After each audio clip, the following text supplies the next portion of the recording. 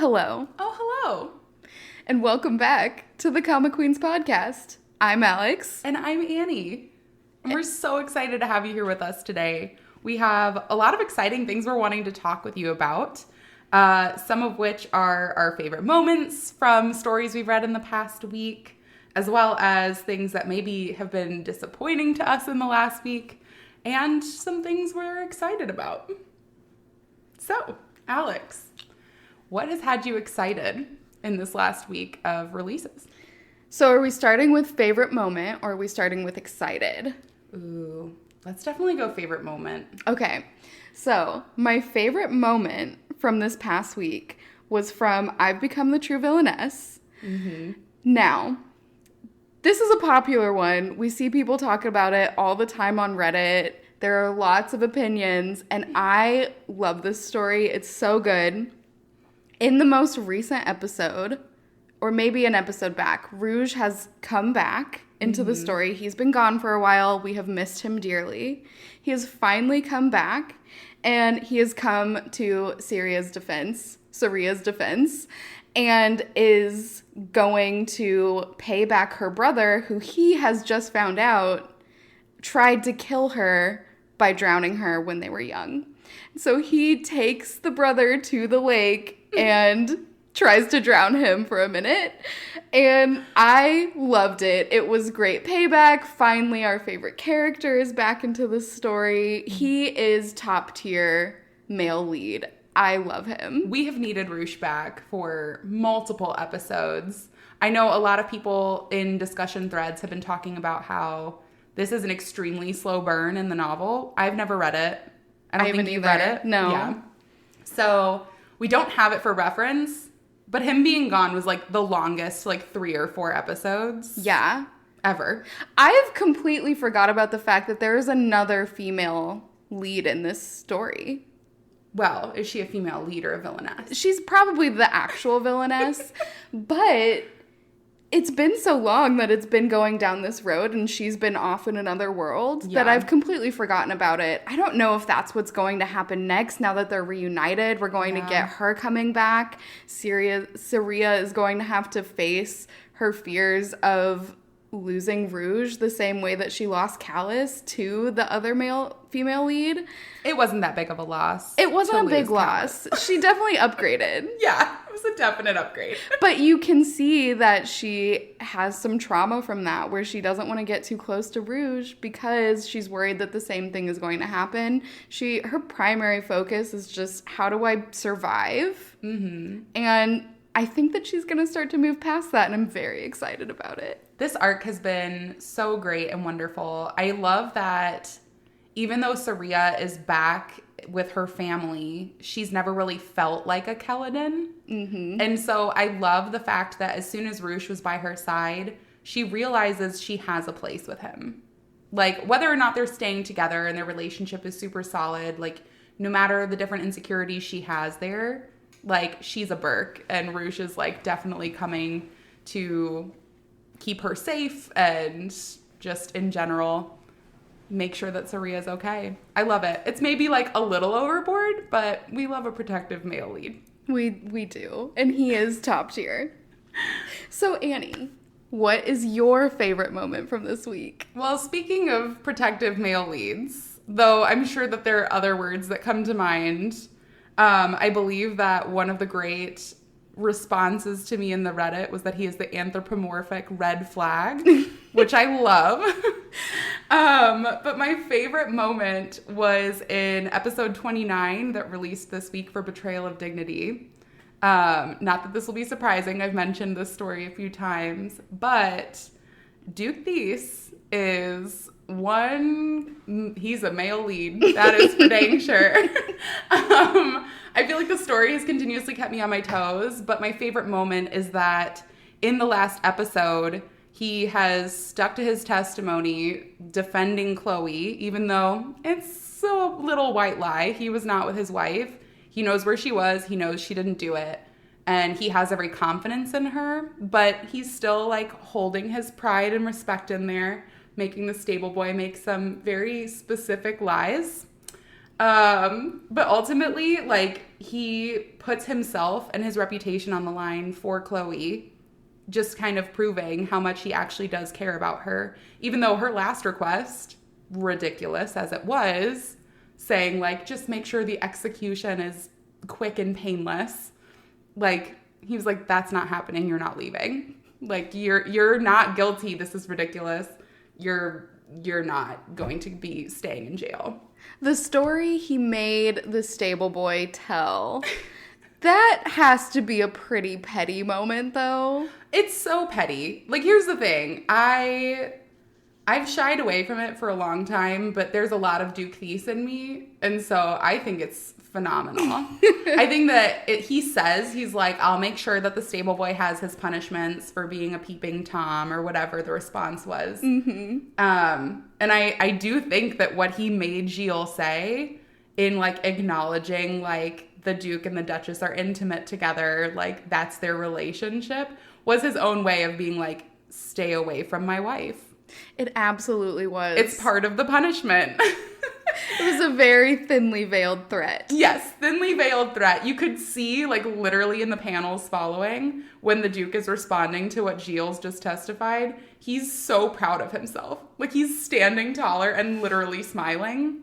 And I love it. And I love that he had this, like, right here evidence, knowing who it was on the outside, but kept that hidden, just being like, no, I have my own proof, and still made Gilles testify, even though he could have just turned in the evidence and, like, obviously it was this person. So, overall, Duke Thies just always continues to amaze me as the most amazing anthropomorphic red flag. Thank you, Reddit user, for that being my favorite term ever. But yes, highly recommend. If you have not read episode 29, it might be your favorite moment too. It was a good moment. So Alex, what has had you the most disappointed this week? So this is disappointing, not in the storyline, because the story is beautiful, but my most disappointing moment this week was Secondo Piatto, purely because it is the end. We have completed the series, no bonus chapters, no side story, no epilogue, which I would love all of. I would take all of those. I want to see them go grocery shopping. Yes, living their happy life together. I want to see them move in together. I want to see all of the happily ever after stuff that we're not going to get to see. And it's just a bummer because they are one of my favorite couples. They're so cute, and I just love their relationship, and I love Hyun-wook. He is one of my favorite male leads, and yeah, I'm just sad that it's over. The ending was good. It was a good ending. It was a good close to the story too. Like, it's not like it felt rushed or it didn't wrap up well, so I'm not disappointed in the story. I want to make that perfectly clear. I'm just disappointed that I don't get to keep reading it on Wednesdays. I know. I will say it was so disappointing to see, like, that blue button, as soon as that blue completed, just pops up in that top left corner. It makes me so upset. It, like, breaks my heart. But I will say a lot of the stories that I've read, I feel like the ending is so rushed. You don't get to see, like, their happily ever after, or at least, like, feel like they've found the stability in their happiness. Like, it's very much like, oh, we've gone through all of this turmoil through, like, over all of these chapters. And then there's, like, one episode showing that they're happy in the end. Not to call out, like, any specific stories, but, like, Savor the Taste was kind of like that. And that just completed also. And it's not that it necessarily ruins the story, but you almost are left feeling like you wanted more. I will say, I think Secondo Piatto did, like, a good job. They had a few episodes of cool down. I'd say, like, 6 or 7 maybe, of just seeing them genuinely happy and kind of, like, wrapping up their past upsets and everything to show that they've really grown and moved forward. And they're in a good place in their life, like, stably. And I think that's great. But it is so disappointing that it can't just continue forever. So I completely understand and agree with you. So I know you considered that as your most disappointing moment also, but then went with something else. So I would have to say, like, in that same vein, and maybe it's just because the stories are so similar, I would have to say my most disappointing this week was Shape of Sympathy. It's in the third episode, or it's in the third epilogue episode. Mm-hmm. And I think, like, just when you have the storylines that are so similar, I mean, they're both couples that started because they were obsessed with a different married couple, like each party of the married couple. And, like, you can see those couples and you can kind of compare them. Mm-hmm. Like, I just look at Yuri and Seonwoo and I see no growth at all. Like, I don't see that happy ending. I don't see any stability coming in because they've basically both looked at each other and said, it's okay that you're broken. You don't have anything to work on for yourselves, even though they are very much like, they took a week of space, I think they said. And then they're immediately back together when one is, like, obsessive and on the verge of a complete mental break. And the other has done, like, no work on themselves. They're not moved past their past love interests. And it's just, like, it always feels like for that couple, there's a barrier. I just, like, want to see them happy. I know that it's not, like, a happy story. I know it's a drama. But I guess because it's right there with Secondo Piatto and we have so much closure and you just feel good for the characters in Secondo Piatto, when you look at the characters in Shape of Sympathy, it just makes you upset that they can't be in a similar space because everyone deserves to be happy and they're obviously not in, like, a good, healthy space together. So I agree. And I also was disappointed by Shape of Sympathy this week, which is surprising because I love Shape of Sympathy and I have given so much space to that story of just, I love the sadness about it. Like, it is just a tragic story, and I just feel like the art matches the pace of the story so well, and just overall it's really well done. Mm-hmm. But I am at the point where there is no growth in the characters, and I was really hoping that when they separated, that they would get that growth and then come back and grow together. And now, being 3 episodes into the episode, it does not feel like we're going to get it. And I'm definitely disappointed in that. Yeah. But I don't know. I'm definitely going to keep reading it and see if they do have some happiness. I don't know if they're going to. It's not a happy story. It's not a happy story. It's definitely the more depressing version of Secondo Piatto. It really is. So it is interesting, though, that we both picked the same storyline this week as our most disappointing moments. For very different reasons. And Alex, I guess my question for you, so after talking about what we're disappointed about, what our favorite moments are, what just has you giddy with excitement? What are you anticipating the most? Now, this was a very hard decision for me because 2 of my most favorite stories are coming back from hiatus. One being No Moral, and one being Traces of the Sun. Yeah. Both of those I absolutely love, and it was hard to pick which one's my favorite or which one I'm most excited about. Yeah. But I decided that I'm most excited about Traces of the Sun. Reason being because I've read the No Moral novel, so I kind of know what's going to happen next. Where Traces of the Sun, I have no idea what's coming up. So I'm very excited. Yeah. So Traces of the Sun is coming back, I think, in 4, maybe 5 days. So a couple. Exciting. Maybe less than that. It's probably less. 4 days. I just counted. So, where we have left off, Yiseon has eaten poison from Hyeon's brother and trying to get Hyeon to give up his power, basically. Yeah. And Yiseon doesn't immediately go and tell Hyeon about this. He, like, goes and suffers in silence and kind of uses this as his moment of, I'm just going to let this happen and this is going to be the end for me, which is very, very sad. And we don't want that for him. We want him to have growth, and he's such a good character. And so he misses a party that the whole team is having. Mm-hmm. And when that happens, they notice, okay, something's wrong. We have to go and find Yiseon. So Hyeon goes with, I think, the rest of the team, and they find him, and he's like got blood all over him from the poison. And Hyeon finds out about the poison and talks to his brother about it. And then his brother is like, if you give up your power to the company and you let me be the president of the company, then I will give you the antidote. And so Hyeon, to my surprise, not to your surprise, has to consider if he's going to do it or not. I thought it was a no-brainer. It was not, but he does do it. And then everything kind of calms down a little bit. Mm-hmm. Yiseon goes back to the hospital, or goes back somewhere, might have been his room. And then when he comes back, he wants to go and apologize to Hyeon.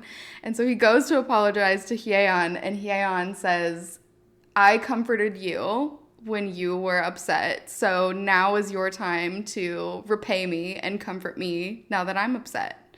And that is where it's left off. It has been, I would say, a month or two. Oh, it's been months. It's been months. It's definitely been more than a month. A couple months at least that we have been waiting to see what happens next. And I am just so excited for this story to come back. I know. It's a really great story. I know you tried to get me into it for a really long time, and you had started it way before me, and I had gone into it. You were so obsessed with Hyeon. You're like, he's the best. He rented a bakery. He did all these things, and I have never been so convinced. He's a good character. There are definitely redeeming qualities, but I love Yiseon. I love how tender-hearted he is, how much he cares about his friends, just how much he pours into everything that he does. And then I see Hyeon, and I'm like, he doesn't deserve Yiseon. Yiseon's such a good person. And so it's a really interesting cliffhanger. I think it'll be interesting to see if this is growth for their relationship, or if this really is a snag of Yiseon being those feelings have to come from a place of being genuinely interested in doing that, and I'm not. And who knows? I don't know. We'll see. I think Hyeon does genuinely have feelings for Yiseon, though. He just doesn't know how to express himself because he never grew up with a family that loved him. Yeah, he didn't grow up in that supportive environment. Yeah. So how are you supposed to give what you didn't get? Yeah. I mean, you can. You can. Do it. You can. I'm not saying you can't. But I think that that's part of the character that they've developed here for him. Is they have all of the flashbacks of his life where his brother tried to have him killed when he was younger. And so you can see why he struggles to trust people. Maybe he has trust issues. Maybe he's got a few trust issues in there. No, I think that it's definitely great character design. I'm interested to see how it starts back up. And it's less than a week. So hopefully everyone else is just as excited as you are. So Annie, what are you most excited for? So I tried really hard to narrow this down to one selection, but there are too many exciting things happening. And so I was going to pick oh my gosh, so many of our series ended on cliffhangers. I can't decide what my favorite moment is. And then ultimately, I narrowed it down to two. So in the spirit of things returning back from hiatus, The Dilettante is actually coming back for its second season, which is so exciting, and I know you haven't read it. But where we've left off, Hana Lee, who basically works as her own private detective, is trying to find her brother. This has been the entire mission. She got word that he was killed in a mission, and then she got this mysterious phone call where she could hear breathing in the background and knew it was her brother. She goes, he's not dead. I need to find him. So she kind of goes ad hoc. She's like, I'm just going by myself. I'm finding him. And I mean, so much other stuff ensues. You have these other people who have worked, with her investigations before, who are coming in and helping her.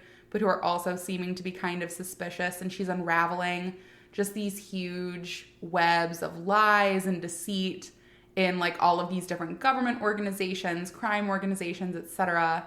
And then she gets mixed up with this mafia boss, which I love. And his name is Giulio Parenti. He is suspected to be like basically one of the main suspects in the brothers' disappearance. And instead he ends up basically offering his help. And you find out that someone's been impersonating him. And he's just like okay with it. He's like, I mean, everyone expects me to do bad things. It's whatever. He is instantly obsessed with Hannah. He joins in with like getting her into all of these, you know, like very rich events, things like that, so she can do her undercover investigations to help her find the brother, etc. Not so much for free. He's definitely like trying to make advances at her, etc. And she like kind of reciprocates, mostly because she's like, this is basically a business transaction. I have to make him think I'm interested, so he'll keep helping me, etc. And so where we're left off in season 1, there is an actual moment where Giulio was drugged, but the drug that was given to him was basically like an aphrodisiac. And he's like, you need to leave because like this would be improper and I don't want you getting involved in something you don't want. And she has this internal dilemma and she decides to stay.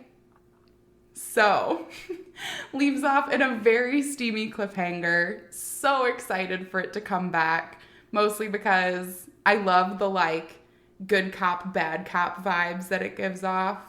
And overall, they're just great characters. Highly recommend you catch up. Alex has not read this one. I will be catching up before it comes back out. Yeah, you've got like a couple weeks. Oh, then I've got plenty of time. So yeah, plenty of time. We're no newbies. We can binge a series in a couple days. I've been known to binge a series or two. Now, whether or not it's healthy, that's a different conversation. But also, in that same vein, I am so excited about one of these coming soon series on Manta. It's called May God Bless Your Demise. A lot of times, like, I'll add series to the list just because I'm like, I could read this. It's easy to start the series when it's first coming out, etc. But this one has just really gripped me. It's a mystery romance, so kind of in the same vein as The Dilettante, but with such an interesting summary that I'm going to force you to listen to. And so the summary is listed as, Andy enjoys her idyllic life of reading and embroidering on Cullinan Island, but everything changes when she's selected as the companion to Kylik, the enigmatic heir of House Blackwell. As their bond grows, extraordinary events unfold, unraveling Cullinan Island's long-kept secret. Ooh. So, I love a thriller. I love a romance. Put them together, and it's kind of perfect. I think that this is going to be like The Dilettante a little bit, maybe kind of like Winter Wolf vibes, which also has me very excited. And so I'm just really excited because this isn't like a pairing I see often. Usually it's a lot of like fantasy, romance, etc. And so I think the mystery and the thriller aspect here is going to be really exciting and something fresh for me to read. Yeah, I'm excited about that one too. I just saved it to my list as you described it. So I'm glad I could be so convincing. But yes, thank you so much, everybody, for joining us today, listening to us talking about all of our favorites, all of our most disappointing moments, etc. We hope that some of these moments were your favorites also. And if you haven't read some of the series, we'll be sure to link them for you so you can read them as well. And let us know what your most exciting moments are, what you're most excited to see, or what you've been most disappointed by recently. Yeah, we would love to hear it. We love talking with everybody on the Manta Reddit. We love just chatting in general. So feel free to join in on the conversation and share what's going on in your webcomic world. But thank you so much for joining us, and we hope to talk to you on the next one. Goodbye. Bye.